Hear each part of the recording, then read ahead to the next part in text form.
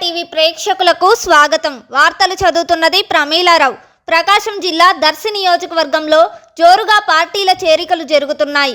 గురువారం ఉదయం దర్శి పట్టణంలో వైకాపా ఎమ్మెల్యే అభ్యర్థి బూచేపల్లి శివప్రసాద్ రెడ్డి, జిల్లా పరిషత్ చైర్పర్సన్ బూచేపల్లి వెంకాయమ్మ సమక్షంలో కుర్చేడులోని మాలపల్లికి చెందిన 20 కుటుంబాలు తెలుగుదేశం పార్టీ నుంచి వైఎస్ఆర్ కాంగ్రెస్ పార్టీలోకి చేరాయి.